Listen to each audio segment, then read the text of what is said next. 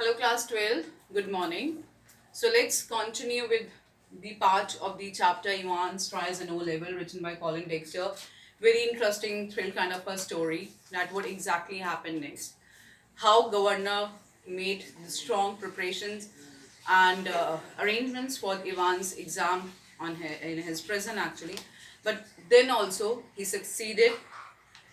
He ran away fourth time from that place, and now while making that McClary, that invigilator who came, he injured them and he ran away. So now governor and his team tried to search Evans and made McClary to go to the doctor, to the hospital, so that he could be have that recovery where he could get that medical aid. So we are on page number 84.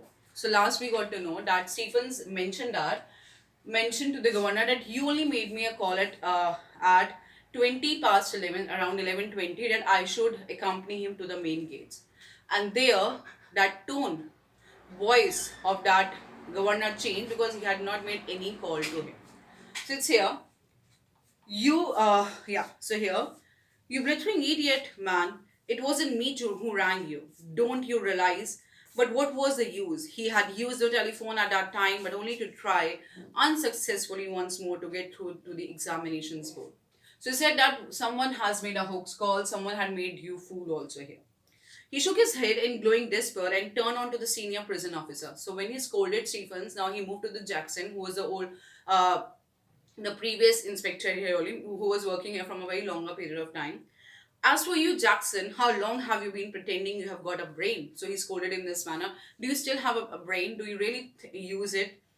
Well, I will tell you something, Jackson. Your skull's empty. Absolutely empty. It was Jackson who had spent 2 hours. So mentioned that Jackson had spent 2 hours in Ivan's cell the previous evening, and he gave a report to the governor that there was no sharp object. Everything had been taken out from his cell actually. So how come Evans ran away from that place? How come Ivan had made an attack on McClary here? So he scolded him in that manner that you spent 2 hours there and you came up with this news.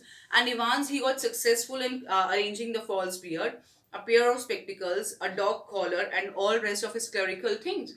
So what he was trying to say, because as he ran away, he dressed up in that manner. So basically, he had all those things. So he scolded Jackson that how you got all those things, like how Iman's got all those things if you have checked his cell thoroughly actually, because he was successful. Stephen although noticed that there was a that person was looking a little slimmer, so it means he arranged everything. So what exactly happened? Who helped him out, and what duty who had given? So such a terrible blow across the head. A prison van backed alongside, but the governor made no immediate move.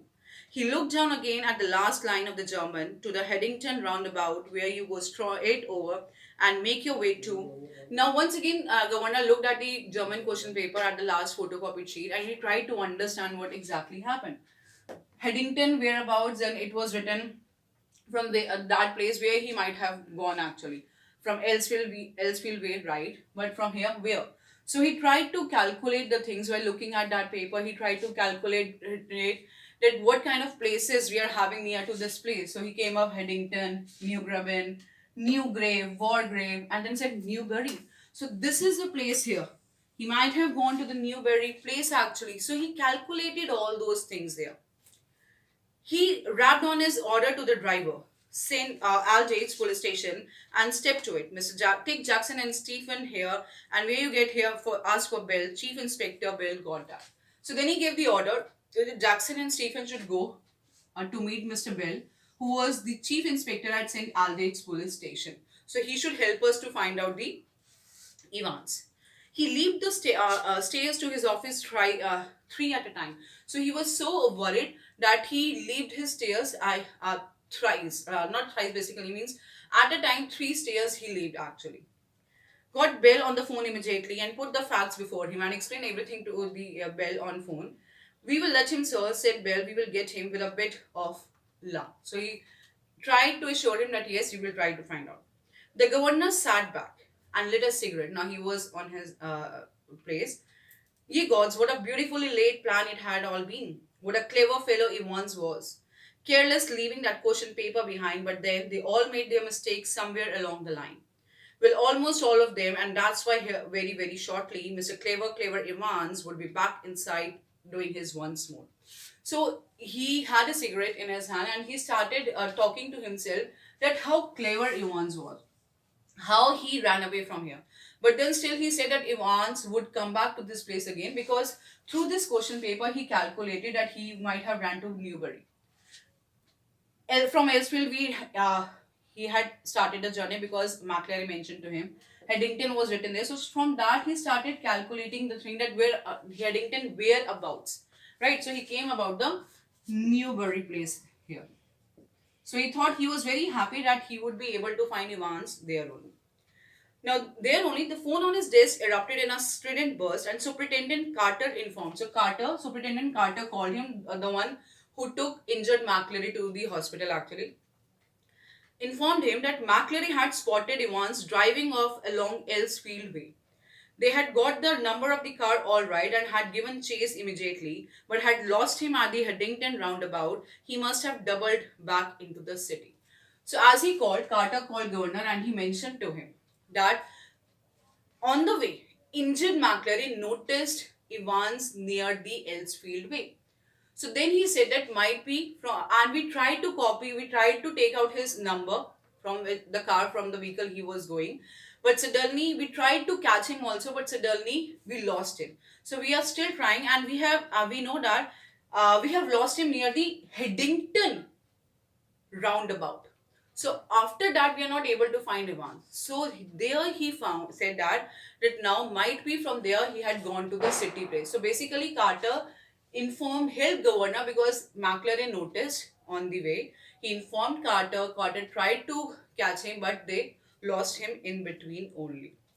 So then it's mentioned here. No, said the governor quietly. No, he's on his way to Newbury. He explained his reasons for believing so. It was his police job, not his. So now governor mentioned no. He had gone to Newbury, not to the other place actually. He explained the reason because governor calculated, like the chief officers here, we are having CBI, and especially you all see the kind of programs here, the investigating program. So how the head try to calculate the things with the codes, with the nearby places, with that name, the first letter, or with the first half of that word. So with that, he said that he had gone to the Newbury place only. So right now we are doing this much only. So next we will continue. But you need to understand that how governor scolded Stephens and Jackson, and then he calculated that where he might have gone to the Newbury, then contacted Mr. Bell, and then there was a call from Carter to him. Okay, so send the work timely. Thank you and God bless you.